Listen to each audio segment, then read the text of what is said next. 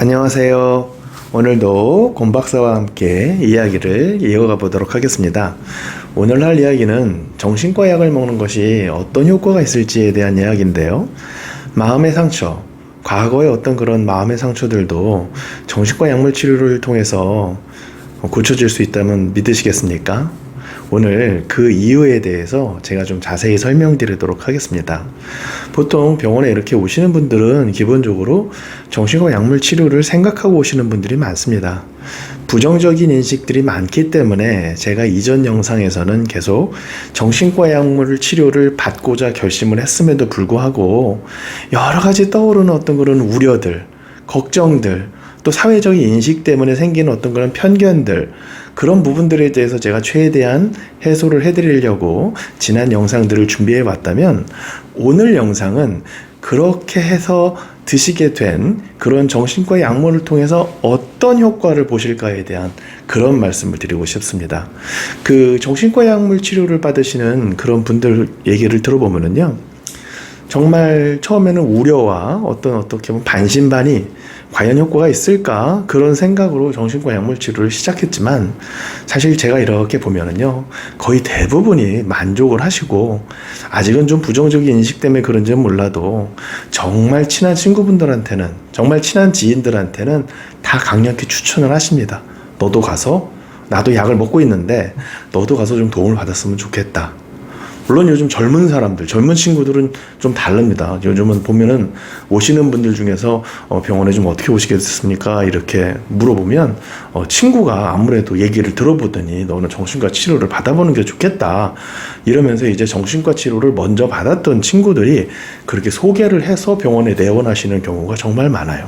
그러니까 옛날보다는 자기가 정신과 치료를 받는다라는 부분들을 굉장히 이제는 오픈해서 얘기를 하는 부분인데, 참 이런 걸 보면 격세지감을 느낍니다. 왜냐면 제가 처음에 이제 정신과에 대한 어떤 트레이닝을 받을 당시만 해도요, 바깥에서 그 환자분들을 절대로 아는 체를 하지 말라 그랬었어요. 먼저 아는 체를 하지 말라고. 왜 그러냐?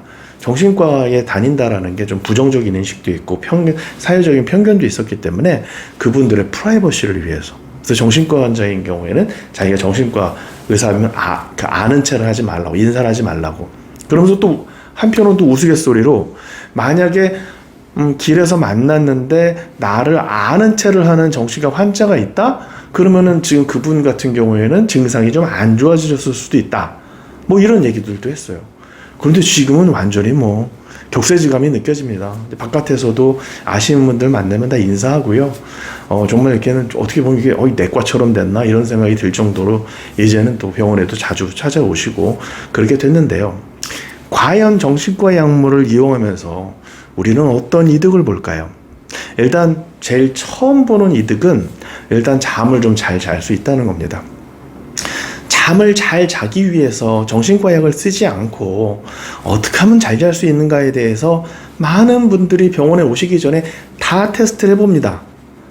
트리토판도 먹어보고, 멜라토닌도 먹어보고, 운동도 해보고, 따뜻한 우유도 먹어보고, 어떤 릴렉스하는 어떤 이완요법 같은 명상이나 반신욕이나 별의별 방법을 다 이용을 하시고, 어떤 분들은 정말 제가 그거는 강력히 반대를 하는 부분이지만 술을 이용하시기도 하고, 그런 식으로 하다가 도저히 나중에는 이것저것도 안 될 때 약국에서 수면 유도제 같은 것들을 갖다가 약국에서 일반 약으로 살 수 있는 그런 약들을 처방받아서 드시는 분들도 계세요.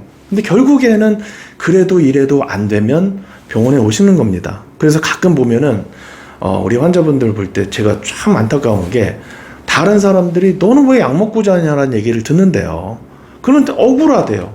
자기라고 별 노력, 이 노력 저 노력 다 안 해봤겠습니까? 모든 노력을 다 해보고 결국은 안 되기 때문에 온 건데, 사람마다 다른 건데, 그거는 마치 소식하는 사람이 어떻게 보면 과식하는 사람, 어떻게 보면 식사량이 많은 사람한테 너 좀 그만 먹어, 너 살찌겠다, 이런 얘기하는 거랑 비슷해요. 그건 사람마다 다른 건데. 그래서 일단은 잠을 내 맘대로 좀 잘 잘 수가 있다. 그러니까 잠을 자는 것에 대한 스트레스를 덜 받을 수 있습니다. 그러니까 정신과 약물을 이용하기 전에는 낮잠 자면 큰일 나는데, 커피 마시면 큰일 나는데, 이렇게 잠 못 자면 어떡하지? 또 중간에 깼을 때는 이 밤을 또 어떻게 또 보내야 되나? 이런 갖가지 어떤 그런 두려움과 불안, 심지어는 밤 시간이 다가오는 데 대한 공포감이 있었다면 정신과 약을 이용을 해서 수면을 조절을 할 때는 그런 게 걱정이 없어요. 가끔 가다가 이렇게 낮잠 주무시는 분들 같은 경우에는 낮잠도 잠깐 잘 수 있죠. 그리고 뭐 저녁에 또 약 먹고 또 잘 수 있는 거니까 어쨌든 수면 패턴이 깨지지 않게끔 어쨌든 유지가 그냥 할 때보다는 훨씬 더 쉬운 거죠. 그리고 인생이 좀 힘드신 분들은 간혹 저한테 그런 말씀도 하세요. 그냥 낮에 힘들 때, 어떻게 보면 마음도 힘들고 일도 힘들고 그럴 때, 그런데요, 그래 암만 힘들어 봐라, 그래 암만 힘들어 봐라, 난 이제 집에 저녁에 집에 가서 약 먹고 자면 오늘 하루 끝이다, 이런 근성도 생기신대요. 그러니까 내 하루를 내 마음대로 어떻게 보면 좀 종료를 할 수 있다라는 어떤 그런 자신감, 사실 그런 걱정 때문에 불면증이 더 심해지시는 분들도 많거든요. 그런데 그 걱정이 사라졌다는 것만으로도, 내 마음대로 잠을 잘 수 있다는 것만으로도 굉장히 좀 마음이 편안해질 수 있는 어떤 그런 부분이 있을 수 있고요. 또 하나는 약을 드시는 분들이 다 많이 얘기하시지만 한 2주 내지 3주만 지나시기 시작하면 확실히 마음이 좀 느긋해지고 여유로워져요. 내가 옛날에 분명히 이 상황에서 굉장히 짜증을 냈었는데 내가 그냥 넘어가고 있네. 내가 정말 이 상황에서 원래는 화를 냈을 텐데 그냥 넘어가고 있네. 그걸 느낍니다. 그거를 약을 드시기 전에는 그게 과연 약으로 될까, 이런 마음의 조절이 약으로 될까를 갖다가 굉장히 의심을 하시는데, 그걸 경험하시는 순간, 그걸 느끼는 순간이 굉장히 놀라요. 그냥 단순하게 내가 불안할 때 약을 먹고 좀 마음이 차분해지는, 마치 그 우황청심환이나 진정제처럼 그런 효과가 아니거든요. 그냥 내가 지금 당장 약을 먹은 게 아니라 자기 전에 그냥 한번 먹었을 뿐인데, 뭐 항우울제나 항불안제나 뭐 이런 부분들을 자기 전에 한번 먹었을 뿐인데, 한 1주, 2주, 3주, 4주 이렇게 시간이 가면 갈수록 확실히 평상시에 마음이 좀 너그러워지고 여유로워지고 느긋해지는 걸 느껴요. 다들 신기해하십니다. 그러면 바로 그러한 부분들이 단기적인 이점이 되겠죠. 왜냐면 굉장히 지금 인생이 내가 힘들고 그럴 때는 단기적인 이점이 돼요. 보통 그런 부분에 대해서도 주변 사람들하고 이렇게 얘기를 하다 보면 뭐 정신력으로 이겨야 된다, 의지력으로 이겨야 된다, 이런 얘기를 많이 하는데, 제가 이렇게 보다 보면은요, 환자분들을 좀 오래 보지 않았습니까? 오래 보다 보면 이게 같은 시간대에 같은 공간에 있어도요, 이게 사람마다 자기가 경험하는 어떤 그런 힘든 감정의 크기는 다 달라요. 저는 비유하기를, 어떤 사람은 그냥 뒷동산, 그냥 어떻게 보면 집 근처에 있는 가벼운 어떤 아주 높지 않은 얕은 둔덕 같은 거 올라가는 팔자고, 어떤 사람들은 저기 백두산 올라가는 팔자고, 어떤 사람은 저기 관악산, 어떤 사람들은 지리산, 사람마다 이 올라가는 산이 다 다르다고. 그렇죠. 그렇기 때문에 그냥 집 동네 뒤에 있는 뒷산 오를 때는 그냥 뭐 쪼리 신고 그냥 쓰레빠 신고 그냥 그렇게 편하게 운동복 입고서는 추리닝 바람에 그냥 올라가도 돼요. 상관없습니다. 큰 도구가 필요 없어요. 그냥 산보하듯이 그렇게 다녀오면 되는 건데, 만약에 지금 내 팔자가 지금 히말라야를 오르는 팔자야, 그러면은 사실 모든 장비들을 갖춰야 되거든요. 산소 탱크도 필요할 수도 있어요. 아이젠도 필요하고 옷도 두꺼운 거 입어야 되고, 모든 어떤 그런 과학적인 기술적인 도움들이 있어야지만 내가 생존할 수 있거든요.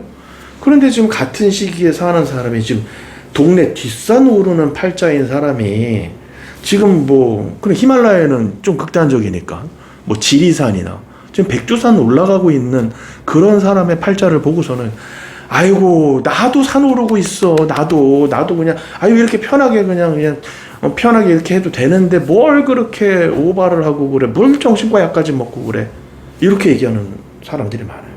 제가 항상 말씀드리지만, 같은 공간, 같은 시간에 100명이 있어도요, 100명의 인생은 다 다르고, 그 100명 인생의 어떤 힘든 감정의 크기는 또 다 다릅니다.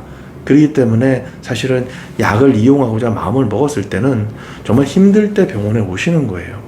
그렇기 때문에 저는 적극적으로 도와드리고 있고요. 이런 어떤 단기적으로 좀 내가 조금 숨을 돌릴 수 있는 게 정신과 약을 이용하는 데 있어서의 어떤 그런 단기적인 효과라면, 장기적인 효과, 여기서부터가 중요합니다. 우리 인간들은 살면서 여러 가지 마음의 상처들을 겪지 않겠습니까? 뭐 트라우마라고도 얘기할 수 있습니다. 트라우마라고도. 우리가 트라우마를 겪은 일이 어떤 일이 됐던 간에 그런 일들하고 비슷한 상황, 자라보고 놀란 것은 소뚜껑 보고 놀란다고, 그런 비슷한 상황들을 또 겪게 되면 그때의 감정과 그런 어떤 경험치들이 다시 소환이 돼요. 더 괴로워요. 우리 인생이라는 게 보면은 매일매일 새로운 일을 겪는 게 아니라 사실은 한 달 전에 있었던 일을 또 경험하기도 하고 어제 있었던 일을 또 경험하기도 하고 계속 반복돼서 겪거든요. 반복돼서. 제가 전에 이제 우울증을 잘 걸리는 그런 취약한 체질에 대해서 말씀을 드렸을 때 그런 어떤 결핍과 좌절이라는 이런 이슈가 있으신 분들은 우울증에 취약하다. 그리고 그런 결핍과 좌절 때문에 어떤 그런 불만족이라든지 어떤 그런 부분들에 대해서 또 실망감이라든지 이런 부분들에서 다른 사람들보다 굉장히 예민하고 상처를 더 받을 수 있다. 이렇게 말씀을 드린 적이 있는데, 그런 것처럼 어릴 때 나도 기억 못하는 어떤 그런 트라우마들이 내 인생에서 비슷한 유형의 사건들을 겪게 될 때 그때의 감정이 소환이 되면서 지금의 상황이 남들과는 다르게 경험이 될 수가 있는 거거든요. 트라우마라는 게 그렇습니다. 사실 PTSD라는 진단도 있지만 정신과적인 문제는 기본적으로는 PTSD와 비슷하다고 생각합니다. 모든 정신과 질환이 따지고 보면 PTSD라고 생각하시면 돼요. 왜? 다 트라우마들 때문에 인생에서 힘든 부분들이 생기는 거니까. 그럼 인생에서 힘든 부분들이 어떻게 생기느냐? 그런 트라우마를 피하려고 하는, 그런 트라우마 상황과 비슷한 상황들을 겪지 않고 싶어 하는 그런 쪽으로 마음의 버릇들이 생기게 되고 몸의 버릇들이 생기게 되고, 또 그런 비슷한 상황에서는 남들보다 더 많이 불안해하고 더 많이 화가 나고 더 많이 좌절하는 또 그런 마음 습관이 생기게 되고 그러는 거거든요. 근데 과거에 이미 일어난 일을 바꿀 수가 있나요? 과거에 이미 일어난 일들은 바꿀 수가 없어요. 그건 더 이상 변하지 않는 겁니다. 그것이 계속 현재까지도 영향을 줘요. 비슷한 일을 겪을 때. 예를 들면 내가 어떤 실망에 대해서 되게 예민한 사람이야. 근데 버스 시간이 분명히 3시 50분에 도착이라고 찍혀 있는데 4시 10분이 돼도 안 와. 그럴 때 느끼는 어떤 그런 짜증과 그거는 사람마다 다 다르거든요. 아마 실망감에 예민하신 분들, 좌절에 예민하신 분들은 더 크게 받아들이고 정말 화를 낼 수도 있어요. 왜 안 와? 뭐 이런 식으로. 사람마다 다 다릅니다. 결국은 그런 과거의 트라우마들이, 그 기억들이, 감정에 대한 기억들이 소환이 되면서 결국은 영향을 주고 있는 건데요. 이런 부분들은 참 어떻게 그러면 치료를 하고 어떻게 보면 이런 부분들이 고쳐져야 되느냐? 결국 현재 내 마음의 상태가 안정적이어야 돼요. 물론 좀 부정적인 감정 경험들이 많았던, 내 과거에 부정적인 감정 경험들이 많았던 사람들은 좀 긍정적인 감정 경험들이 많이 생겨줘서 이런 부분들이 과거로 이렇게 흘러 들어가서 이 부정적인 감정들을 중화시켜주고 상쇄시켜줘서 결국은 이 영향, 과거의 영향으로부터 내가 벗어날 수 있으면은 정말 좋겠습니다만은, 사실은 그런 좋은 일들, 긍정적인 일들이 생기기를 바라는 부분은 그건 사실 종교의 영역이고요. 과학기술을 도와줄 수는 없는 부분이거든요. 단, 과학기술로 거기에서 느껴지는 부정적인 감정의 크기를 갖다가 조절해 줄 수는 있어요.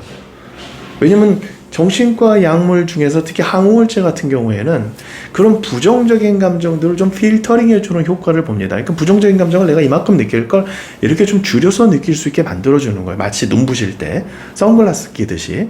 그럼 부정적인 감정을 내가 이렇게 줄여서 느끼기만 해도 어떤 상황에서 내가 느낄 수밖에 없었던, 트라우마로 인해서 느낄 수밖에 없었던 그런 부정적인 감정을 줄여서 느끼는 거고, 그러면 내가 그 상황에 대한 감정 경험치가 달라지게 돼 있는 겁니다. 그런 식으로 계속 하루 한 달, 두 달, 세 달, 네 달 이렇게 계속 세월이 쌓이다 보면 결국은 이 상황에 대한 나의 인식이 변할 수도 있어요. 사람의 현재 모습, 현재의 마음버릇이나 현재의 몸버릇이나 이런 부분들은 결국 내 과거의 평균치입니다. 평균치. 그렇기 때문에 내 과거가 변한다면 사람들의 현재 모습들도 계속 변하게 돼 있어요. 그런 부분들이 좋게 변하면 우리가 성장이라고 얘기하는 거고, 그런 부분들이 나쁘게 변하면 우리가 이제 퇴행이라고 얘기를 하는데, 결국은 그런 성장을 위해서 우리가 좋은 감정들을 억지로 느낄 수 없기 때문에 우리 인간이 노력할 수 있는 부분은 평정심을 유지하는 겁니다.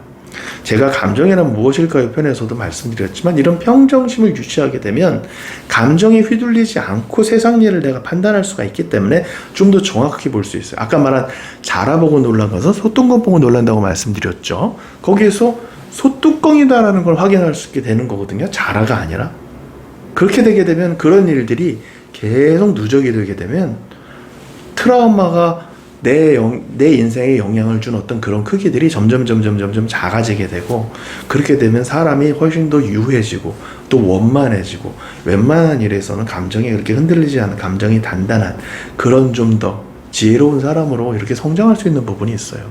그렇기 때문에 정신과 약을, 물론 내 힘든 시간이 끝날 때까지, 예를 들면 내가 힘든 게 전혀 문제없이 살았던 사람인데 너무 이슈가 큰 게 터졌어. 뭐 예를 들면 갑자기 회사 일이 너무 많아졌어. 그것 때문에 내가 너무 버거워. 그래서 생긴 어떤 그런 불편한 부분은 단기적인 약물 치료도 얼마든지 커버가 되고, 그 상황이 해결이 되면, 환경이 변하면 약은 필요 없어지겠죠. 그런데 만약에 자기의 문제가 지금의 이런 어떤 회사 일이 힘든 부분도 있지만, 내 어린 시절, 내 과거로부터 내가 그래왔던 습성들이 있어서 이런 부분들도 내가 좀 더 취약하게 받아들이는 것 같다라는 느낌이 든다면, 정신과 약물 치료를 좀 장기간 보시고 길게 가는 부분은 단순하게 그냥 약을 먹는다라는 개념이 아니라, 그런 평정심을 유지하기 위해서 사실 인간들이 많은 지혜로운 도구들을 고안을 했거든요. 요가도 그렇고 명상도 그렇고 참선도 그렇고 여러 가지 수행 방법들이 다 어떻게 궁극의 경지로 이렇게 목적으로 하는 부분은 평정심의 유지입니다. 그런데 그런 평정심의 유지가 그냥 일상생활 바쁘게 회사도 다녀야 되고 학교도 다녀야 되고 뭐 이런 여러 가지 바쁜 사람들은 할 시간이 없어요. 저희가 템플 스테이 몇 번 한다 그래갖고서는 우리가 스님들이 수행하는 그 경지를 우리가 얻어낼 수는 없잖아요. 똑같습니다. 그래서 그런 부분들을 우리는 약으로 얻어내고, 그런 평정심을 계속 가능하면 하루 중에 많은 시간을 평정심을 유지하는 시간을 좀 만들어서 점점 인생을 좀 더 괜찮은 시각으로 보는, 우리는 인간은 감정을 통해서 세상을 보기 때문에 감정이 평정심만 돼도 내가 보는 세상은 감정이 힘들거나 감정이 좋거나 할 때 보는 세상과는 또 다른 세상이 됩니다. 바로 그러한 시간들을 많이 쌓는 게, 그리고 그런 시간을 많이 쌓는데 정신과 약물의 도움을 받는 게, 어떻게 보면 과학기술의 도움을 받는 게 사실 정신과 약물 치료의 핵심적인 거죠. 사실 힘들 때 그냥 약 하나를 먹고 문제가 싹 좋아지고 그런 부분은 없습니다. 결국은 내가 힘들게 지내왔던 어떤 부정적인 감정에 영향을 받아왔던, 사실은 그런 인생의 시간만큼 괜찮은, 좀 평정한, 평정심을 유지하는 그런 인생의 시간들이 쌓여줘야 비로소 내 인생은 변할 수가 있어요.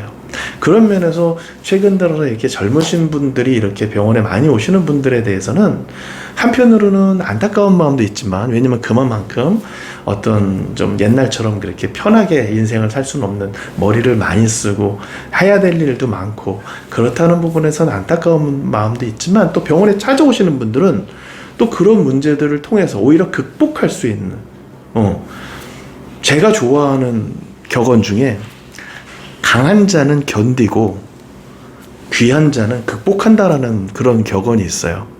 사실 이 격언은 이제 스타워즈에 나오는 격언인데, 어떻게 보면은 그런 병원에 찾아오시는 그런 젊으신 분들은 그런 자기 자신한테 어떻게 보면 생겨있는 어떤 그런 어려운 부분들을 극복하려 오시는 분들이라고 생각하기 때문에, 전 정말 어떻게 보면 마음속으로 용기의 어떤 지원의 어떤 그런 박수를 보내드리고, 저는 최선을 다해서 이렇게 봐드리려고 하는데요. 그런 부분으로 또 나이 드신 분들이라고 또 어떻게 보면은 남은 생을 좀 더 편안하게 평정심을 갖고, 그동안에 어떻게 보면 마음이 불편하면 인간관계 갈등이 제일 많이 생기거든요. 근데 인간관계 갈등도 정말 약물 치료를 꾸준히 받으시면서 제일 만족스러워 하시는 부분은 자기 마음 편한 것도 있지만 자기 주변 사람들하고의 관계가 많이 변해요. 거기에서 제일 큰 만족감을 얻으십니다. 바로 그러한 부분들, 그냥 단순하게 항불안제를 먹으면 불안해지지 않고 항우울제를 먹으면 우울감이 사라진다, 그런 단순한 게 아니라 그렇게 괜찮은 약물을 이용해서 괜찮은 시간들이, 감정적으로 괜찮은 시간들이 이렇게 장시간 쌓였을 때 나타나는 어떤 그런 인생이 행복해지는 효과, 바로 그것이 진짜 정신과 약물을 이용하는 진정한 목적입니다. 여기까지 들어주셔서 감사합니다. 또 다음 영상에서 찾아뵙도록 하겠습니다. 감사합니다.